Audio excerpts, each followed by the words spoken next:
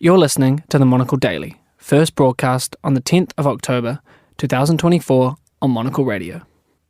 It's 2 a.m. in Tokyo, 2000 here in Istanbul, 1800 in London and 1300 in New York City. That's the time on Monocle Radio, brought to you by Chanel Watches. I'm Tom Edwards. The Monocle Daily starts now.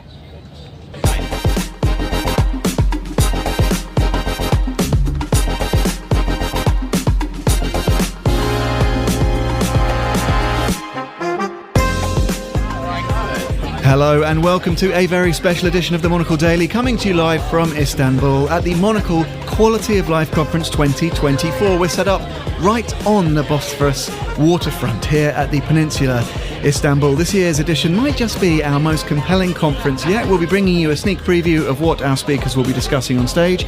Expect an array of insights into urbanism, design, entrepreneurship and more, plus hopefully a cocktail or two. I'll be joined by a number of Monocle's editors who'll give a rundown of what they're looking forward to. Plus, we will glean a few insights into this great city from two of Monocle's team, both of whom have called Turkey's largest city their home in the past. Stay tuned, all that and more is coming up right here on this very special edition of the Monocle Daily.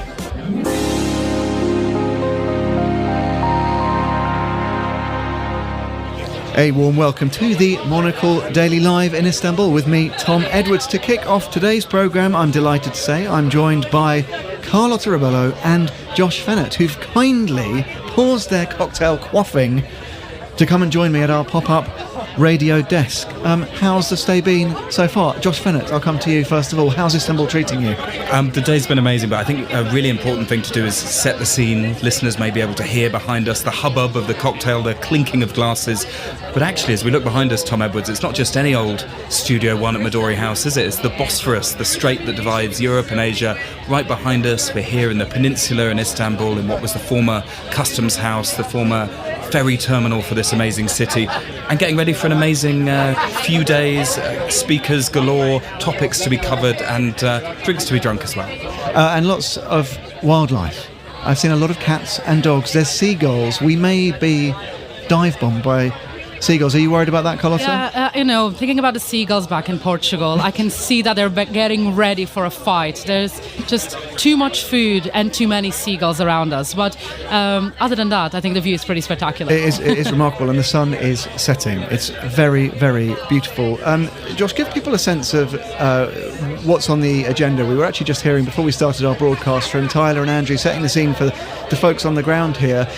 But take a step back. We're kind of a decade in and change into doing these conferences. What's the idea? How does this speak to the rest of the way the Monocle universe operates? I suppose a great conference, in our view, is a lot like a great magazine.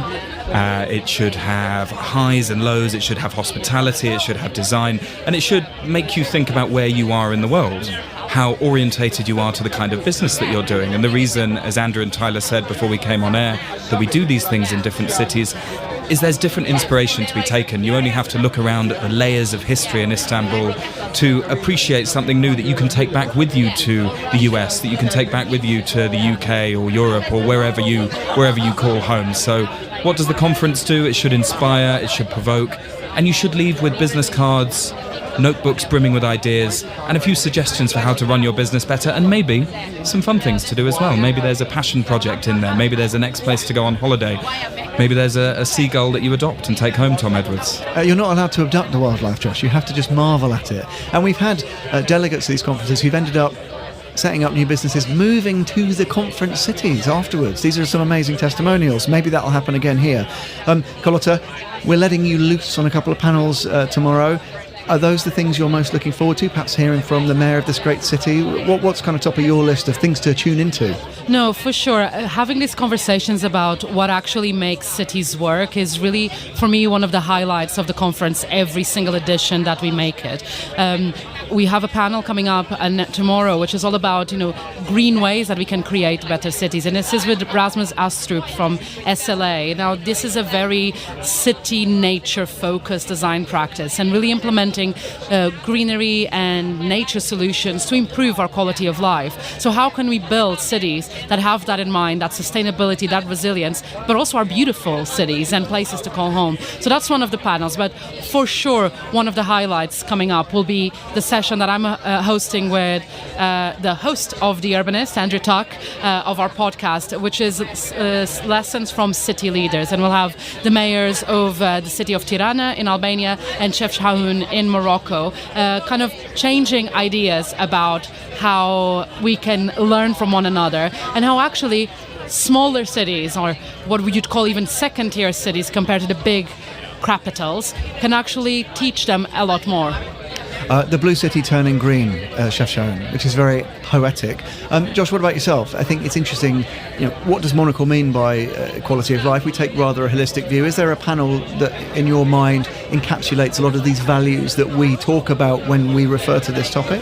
It's hard to do it in one panel, Tom, but I'll tell you something that I am looking forward to. We have an amazing architect who's the first woman to design a mosque, who's going to give us an introduction to Istanbul, to the city, speaking about it like a local and helping us understand what the city's daily bread is, the ingredient that sums it up, the way that the winds play a part in culture.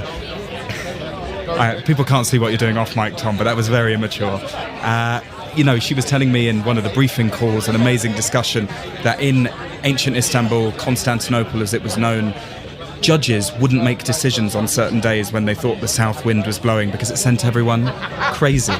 And, to look at the city today, to see the High Line gleaming, to see all of this modern commerce, but to know that there's this beating heart, this ancient tradition and, this real spirit running through it is an amazing thing. And I can confirm for weather watchers that the south wind is blowing in Tom Edwards' direction. So any insanity that ensues is purely meteorological. Exactly. I blame the prevailing winds. Just briefly, this is a spectacular setting. The sun is now setting in the sky, a hue of pink playing in. But it's not just the vista on offer.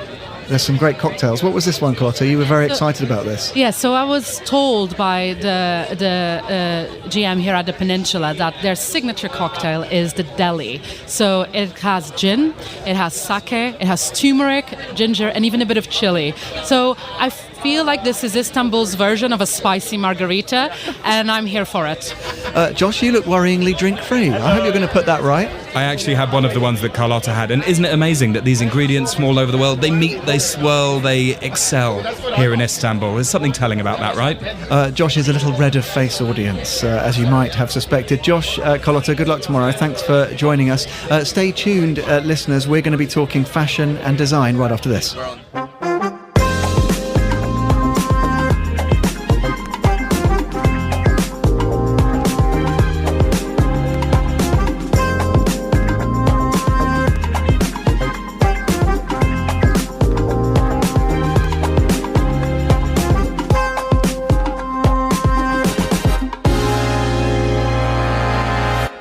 We continue with our rotating cast of exceptional characters. Actually, we couldn't find them, so we asked Nick Manise. Monocle's design editor, Nick Manise, is here, as is Monocle's fashion director, Natalie Teodosi. Both very, very busy. Lots on your plates tomorrow. But reflections just quickly, Nick, first of all.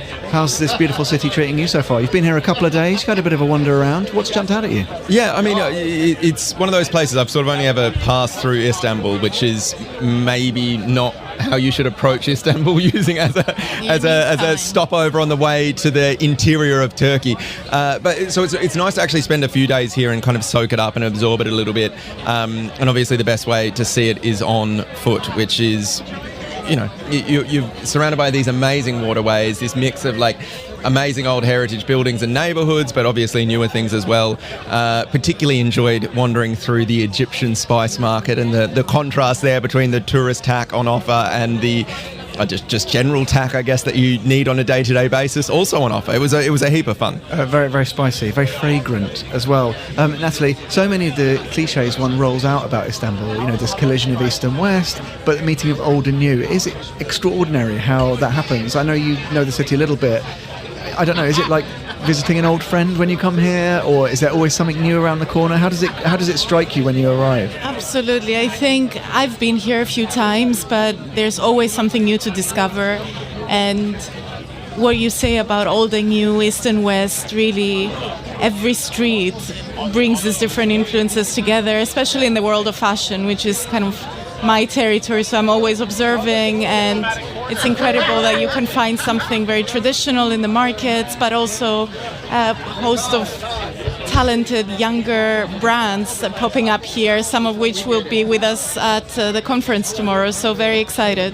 Well, yeah, and let's talk a little bit about that, because you're both presiding over some particularly fascinating panels, which I think look at a lot of these amazing collisions of old and new and heritage and tradition. Nick, I don't know if it's hard to pick one thing you're most looking forward to, perhaps, but what's on your agenda for tomorrow, and why are you so excited about it? I mean, I've got three amazing panels. Natalie and I are co-hosting one together, so maybe you can unpack that. I'll do the other two that I have. Also, that's. Thanks for I'm not giving trying to be. me I'm some not trying to be lazy, but it gives you a moment to kind of build up and set that up. No, I've got three. Made in Turkey panel with Natalie, and then another panel looking at the renewal or the revival of the city of Hatay and a region that has been absolutely devastated by an earthquake in 2023. So we're going to be looking at, and hopefully taking away some lessons from that, and how response to a disaster in one place could be applied elsewhere. But also there's an element of it's obviously when a great tragedy happens, you take all these steps to protect and preserve heritage, but those sorts of things that we can also build into a regular urban planning, urban design practice, and not wait until a disaster strikes to actually start recording the things that make a place or a city beautiful. So I think there's going to be that will be quite hopefully a dynamic and exciting discussion. And then we're also going to be looking at I'm going to be sitting down with Richard England, who's an amazing architect from Malta, this sort of 87-year-old guy that has really shaped the look and feel of Maltese architecture for the better part of 6 decades. But it's not just his work, I guess, in Malta that's fascinating. It's the fact that it's been informed by a host of different experiences across the course of his career. I mean, he started out by working with Gio Ponti. That was his first job. This mid-century Italian master who we all talk about and revere right now. He was working in his studio, so he had an amazing experience there. But through to working on projects in like war-torn Baghdad in the 1980s, and all the way through to I guess winning competitions in Astana and Kazakhstan. So he's got this amazing experience that he has brought into his practice, and we're going to unpack that a little bit. Very, very exciting. Natalie, I know you've been out and about casting an eye over some local wares you mentioned earlier. What's the sort of fashion story here? It's a dynamic market. It's fast changing. It's very exciting. We're going to sort of look at some brands that you've spotted from the wider region as well. But tell me a bit about what your sort of fashion lens makes of Istanbul today. I think it's interesting because I just had a walk through the Zorlu shopping mall with Tyler and Andrew, and it's such a huge development, and it shows that a lot of the international brands are investing in Turkey and in the market, and it's important for them to have a presence there. But what is even more interesting to me is the brands that are local, and what they're saying is that for many years in Turkey there was this obsession with the West, with looking outside, but now there's a new generation and they're actually interested in defining a new language of modern Turkish design, looking at their own heritage, whether it's the Ottoman heritage, the more modern history of the Turkish Republic, and just creating something that's more unique to themselves and who they are and their heritage. And also there's a big craft story because they are reviving local crafts. They're working with the artisans that are based all around the city, and giving a lot more work to the factories that were mostly kept busy with more mass manufacturing in the past. So a lot going on and a lot to unpack. Well, no, and I think it's funny, these threads run through so many of the stories we'll be hearing tomorrow, whether it's craft, whether it's fashion, whether it's design, Nick, of course, and even the very fabric of the building that we're going to be in tomorrow, Fesana, of course, is really interesting, and it speaks to this about old making, craft, but then a fearless modernity, innovative use of materials and buildings. The very fabric of the building itself is kind of also telling that story, right? 100%. I mean, and again, this is something that's going to hopefully come out in this Made in Turkey panel, where we've got Seyhan, who's one of the co-founders of this amazing design studio called Autobahn. They cover everything from architecture to graphic design to interiors to furniture. They've released an amazing line of furniture with De La Spada, a Portuguese furniture brand. So they're going everything from the small scale to the large scale. They've actually designed the Galata Port cruise terminal, which is, I think, beneath us right now where we are. We're literally on the waterfront here, and there's an underground cruise terminal where you can,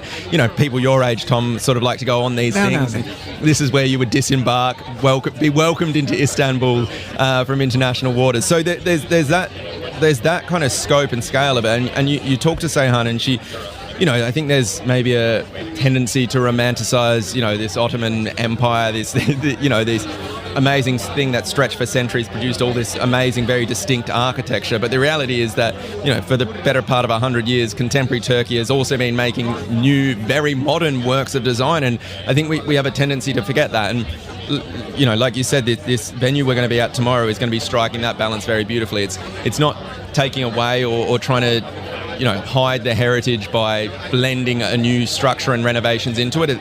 It's put two very distinct, separate things side by side, and I think that works wonderfully, recognising that there is modern contemporary design in Turkey as well as this kind of ancient, well, not ancient, but heritage work. This is a tricky question, but Andrew was talking about, and Josh mentioned it as well, people leaving with kind of notebooks full of inspiration. You guys are going to be very busy tomorrow, of course. But what do you want to take away? I mean, I guess also as journalists and as people who need to identify and tell exciting stories in fashion and design, it's about finding some inspiration, right? I guess is one of the things you look forward to, Natalie, that, it could be in a geopolitics discussion that maybe it sparks a different chain of thought in your mind for stories to pursue, avenues to go down. That's part of the serendipity, I guess, and kind of the magic of this kind of event, would you say? Absolutely, and I think for me, the most important thing to take away is to speak to locals, but also to the amazing international delegates that we brought for the event, and to just have these perspectives similar to what Nick was talking about in the building that we're hosting the events. Have them exist side by side and keep an open mind. And even if people don't agree all the time, I think that's healthy, and we're here to have conversations and to kind of share ideas. Nick, a final thought. Tyler made the point specifically. It's also about having fun, right? Letting your hair down, not too far. Will you be on your best behaviour for the next 36 or 48 hours? My hair is always down. It's a little unkempt. But I mean, what define best behaviour, Tom? I mean, it's a low bar in your case. It truly is, and if I can step over that bar, I'm sure everyone will hopefully have a good time around me. If not, I'll be quite happy dancing on my own. I'll try to keep him in check at least until our panel is over, and then I bear no responsibility about what happens after. Our panel is shortly after midday. If I was out of control by 1 p.m, I think there would be some questions asked about my performance. Listeners, he'll be on his very, very best behaviour, I assure you. Natalie, Nick, looking forward to hearing you in action on the stage tomorrow. Thanks for joining us on this special edition of The Daily. We'll be talking to some people who know this market perhaps better than, well, certainly better than me and better than most others. They're on their way after this.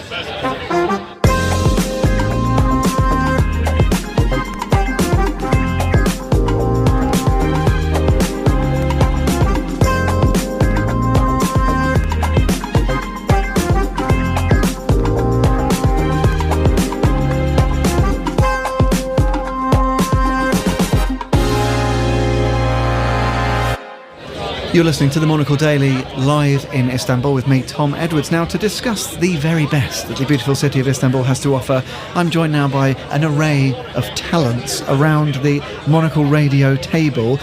Confex editor Sophie Grove is here, of course. One-time Istanbul resident, Sophie. I know, it's a homecoming of sorts. Our US editor, Chris Lord. Another erstwhile Istanbul resident, Chris. Tom, they're calling it a homecoming. I see where this is going. And keeping things right up to date, Monocle's Istanbul correspondent Hannah Lucinda Smith is here. Hannah, you're a resident. It's not a homecoming. You're at home. Yeah, 11 years and counting. Now tell me, let's start with you, Hannah. It's fun, right, that so many of your colleagues and friends coming to sort of enjoy the city right here with you? Look, you get to sort of show off all of its great qualities, right? It must be very exciting to welcome friends old and new at this kind of junket. Yeah, it's super exciting. I mean, it's just so nice to see so many familiar faces here, and also to be in, I think, probably the best view in Istanbul here. I don't think there's many views that can rival this, really, in the city. It's pretty exceptional. I am a bit scared of the seagulls. We've mentioned them already. So if you tell me about this homecoming idea, then, does it always inform your mood when you arrive here? It takes you back to your days when you were running our bureau here? Or I asked Natalie about this. Does it always surprise you somehow or another, even if you used to call the place home? Well, it's so funny because when I first came here 10 years ago, I got off the plane and instantly decided to move here. And because I loved it, the energy, it makes me feel alive, and I love getting lost. I love the imperfection and just the soul of the city appeals to me so fundamentally. And I was really anxious about returning because I thought it might change, but actually, thankfully, it hasn't, dramatically anyway. And Chris, tell me, obviously you left in 2017. It's a very different Istanbul, a very different Turkey than you departed. But I strolled around with you yesterday, and I could see you. It was like this amazing familiarity. You seemed genuinely excited to be here and surprised on the upside. Practically every street that we turned down. What I think is amazing to be back is that in 2017, when I left, Istanbul, Turkey was in this very, very tricky moment, and really facing big questions about the future, what the country would look like, what leadership would look like here. And actually what coming back has reminded me 7 years later is that despite all that, there is this kind of persistence of the city of Istanbul itself, which are all the things that we saw walking around yesterday, the commerce, the trade, the great food, the people carrying these incredible trays of like amazing food around, Kurdish breakfast and big, simits and so all this. And these are not cliches, these are like pumping hearts of this place. So even though, there is change here, and in some of it, actually, what strikes me is some of it is very good. In some respects, you see infrastructure that wasn't here when I was here, traffic being reduced with new tramways, other challenges have come along as well. And so I think that there is a moment that we've arrived here that I think, contrary to what it was like when I left here, that there is a sort of, I think, a reopening a little bit of Istanbul to the world that's happening in the last couple of years, I would say. Now, Hannah, I know this is a difficult question, but when people say, look, I'm arriving in Istanbul tomorrow, I've never been before, where should I go that encapsulate this amazing place? How do you choose your favourite spots? And are you always willing to share them with new arrivals in the city? Yeah, it's really difficult because this is a massive city, and it's not just one city. It spans 2 continents famously. You've got completely different things to see on the Asian side, different kind of neighbourhoods, different atmospheres. But then I think, if you're going to do the first thing, if you're coming here for the first time, I think you have to catch a really good sunset. And I'm biased when I say this because I live on the Asian side, but the absolute best place to see a sunset in Istanbul, go over to Kadıköy, get yourself a beer from the off-licence and sit on the Corniche and watch the sunset behind Topkapi Palace and the Hagia Sophia. It's sublime. Sold. Poetic description. Sophie, did you go along with that? Was that on the Grove hit list? I'm a markets kind of maven, okay. So I say go to the deepest kind of thicket of the market where you can find the wooden spoons, and I have dragged some colleagues to that corner of Eminönü to find just baskets and wonderful bits and bobs and just mingle around drinking coffee, and the energy is amazing, and you feel, you can while away many hours and also come home with many spoons. A medley of spoons. Chris, do you think, might you, just from your experience the last couple of days, change up your first place to visit the next time you're back? Or is there a kind of a place that always draws you back here when you return? Well, Tom, I actually took you to a place that is very dear to my heart here in Istanbul, which is, despite its name, not really a little slice of home, but it's called Big London Hotel, or Büyük Londra Hotel. And what I love about that place is that the ground floor is this sort of mad Agatha Christie time capsule of the sort of early 20th century. But on the roof, and to come to Hannah's point, on the roof is the most amazing views across the city. And so you can sit there with a gin and tonic, and it just is one of those hidden away roof terraces, full of character, and full of characters, I should say, usually playing a game of backgammon. There was a very angry man. Was a very angry man. Trying to play a game of backgammon in there yesterday. Was there a talking parrot? Because there used to be a talking parrot. I think the parrot may have passed on, but instead there's a man playing backgammon who desperately wanted a cup of tea. Yeah, it wasn't coming, was it? Let's throw things forward to tomorrow, Hannah. You're joining us. Super exciting to have you on stage with us tomorrow. What are you most looking forward to? Is it a panel that you're presiding over, or maybe another speaker you're looking forward to hearing from?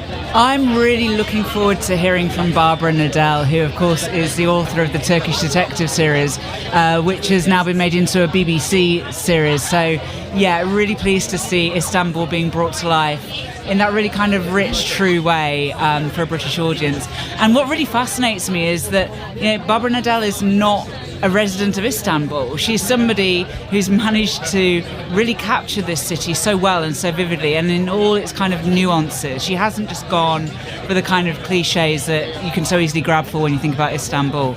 She's really kind of delved into the murky underside of the city and brought out all of its kind of grittiness and complexities. So I'm really looking forward to hearing from her about what drew her here and how she manages to do that. I think that may be reasonably high up a number of people's do not miss lists for tomorrow. Sophie, what about yourself? You're talking to some amazing people tomorrow. I mean, it's a great lineup. I think definitely Zeynep Fadioglu, who is the interior designer of this amazing Peninsula Hotel. She's been working here for over 30 years, and she just has such an insight into the city, how it ticks, but also just like those little undiscovered gems that we're talking about. And I'm really looking forward to getting her sense of it. Chris Lord, I'll put you on the spot. What are you most looking forward to about tomorrow? So I'm doing a panel tomorrow with Fiona, our Turco bureau chief, talking to two key people involved in peace mediation around the world, one of whom is the Swiss ambassador to Turkey, and looking at really at this moment around the world when we see so many conflicts either emerging or teetering on the point of thawing out and really blowing up. You see actually there is behind the scenes so much peace mediation at work, and I'm kind of hoping that beyond the big picture stuff, which is about mediation, sitting down, getting players in the room, geopolitics, that also people here might take away a few things for their own lives about how they can kind of manage conflict in the workplace, at home, and mediate a bit of peace in their own lives. Chris, Sophie, Hannah, terrific to speak to all of you. Look forward to seeing you in action on stage tomorrow. Do charge your glasses and enjoy the rest of the evening. The sun is just dipping behind the horizon. You're listening to a special edition of the Monocle Daily. Tyler and Andrew will be on their way after this.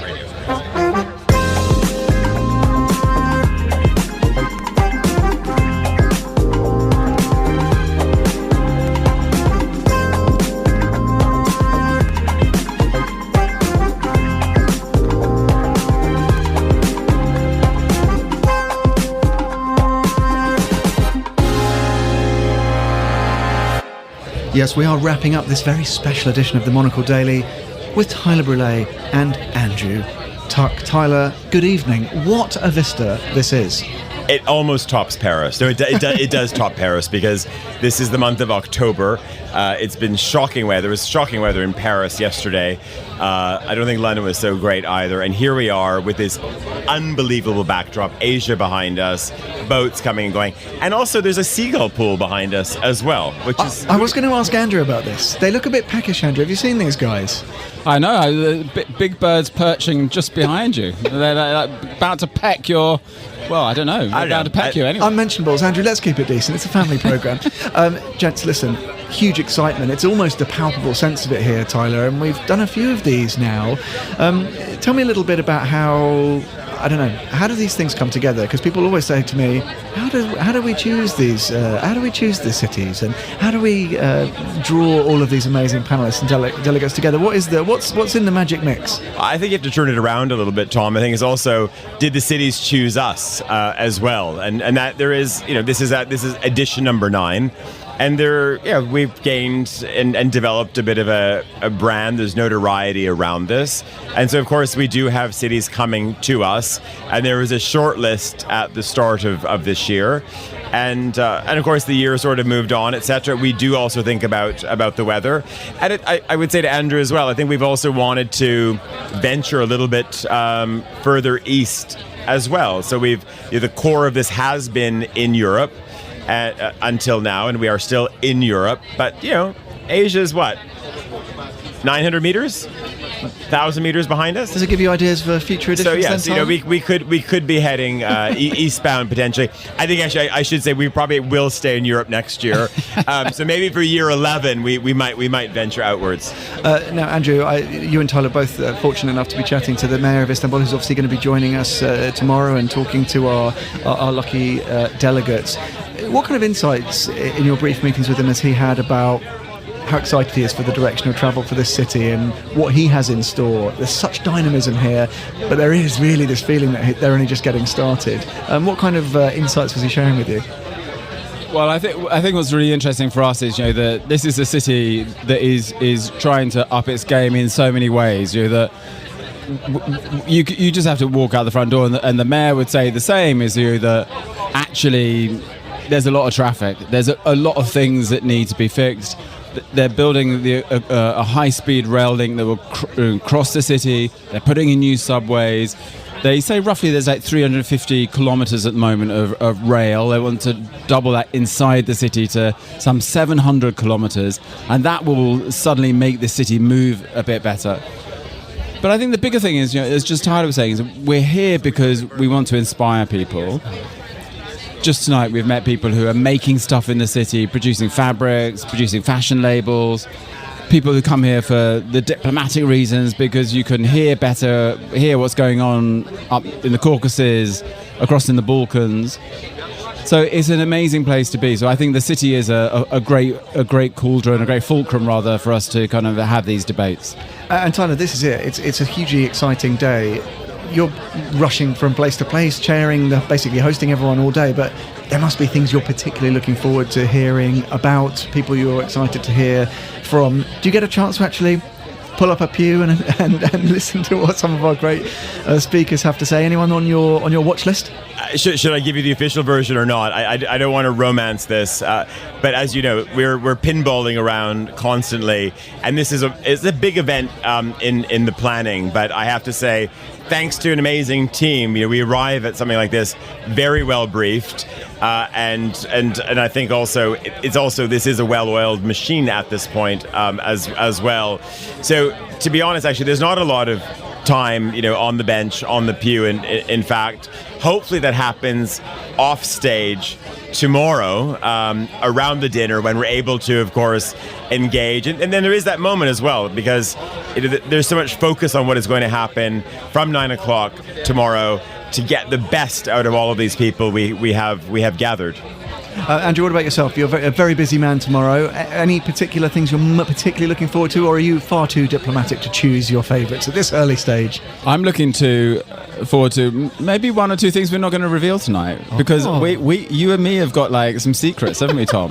Well, personally, Andrew, yeah, there's going to be a few surprises in the mix tomorrow, and I think what's great about it, because we attend enough conferences, etc.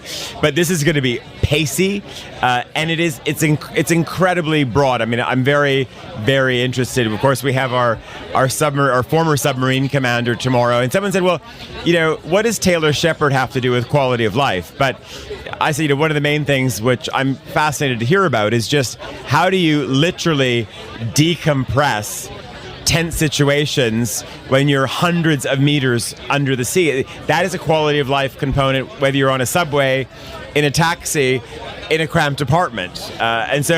And I think that's the richness. I think also, as we've become a little bit better at our game as well, that you can also broaden out in terms of the types of subjects. It's not just, it's great having mayors in the mix, but also, Andrew, we've got a very interesting medical specialist coming tomorrow as well. We're going to talk about hair and having hair transplants, because this city has become globally famous as a place that people come to for getting a thicker rug and also for getting a little bit of a tweakment.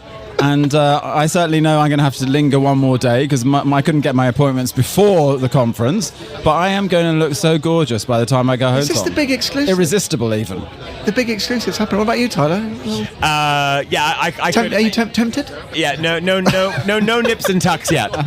Just one tuck. Just one tuck here at the moment. Tyler and Andrew, brilliant chat to you. Thanks for making some time. I do not want to keep you from your Chablis or your cocktails. Last thought. What one thing are you hoping to take away from all of this? You've alluded so many ambitions already, but what do you hope, I don't know when you're flying, where are you headed next time? I'm not sure, back to Zurich perhaps, or London? What do you hope to take with you? I don't know, with take with us, or what are we here to broadcast, etc. But I think Andrew touched on it earlier. A lot of people have said, why Istanbul? And of course I can be a little bit, wry about it and say, does the city choose you? But, we did have a couple of readers asking us this question. And of course, like any city, there are complications. We're in a hot zone of the world, and there's many question marks. But we're here to engage, we're here to have a conversation, and you're here to be a witness. And that is always the key thing for us, because it's very easy to judge, to somehow decipher from an armchair. But if you are not present, if you're not hearing the stories, then it's very, very different. And I think that's the one thing that we're here to deliver. Andrew, I think you'd agree, because I'm slightly paraphrasing, but it's a constant conversation, also within the framework of our magazine. Completely. Come, see. And I always think that wherever you do these events, it's like just standing oddly somewhere else to feel a different center of gravity. It changes your perspective. And for the conference, that's what we want. Whether it changes people's perspectives about their businesses or the world or what they wear or how they make a city, we want to just slightly, not radically, we just want to slightly encourage people to move on, to think differently, to do things better. Inspiring stuff. I'll drink to that. Tyler, Andrew, looking forward to seeing you in action on the stage. Thanks, Tom. Tomorrow. That is all for this very special edition of the Monocle Daily. The programme was produced by Hassan Anderson. Our sound engineer here in Istanbul was Sam Impey. Thanks, Hass. Thanks, Sam. I'm Tom Edwards. The Monocle Daily is back in London with Andrew Muller in the chair, reassuringly, tomorrow. But for now, signing off from all of us here in Istanbul. This is the Monocle Daily. Thanks for listening.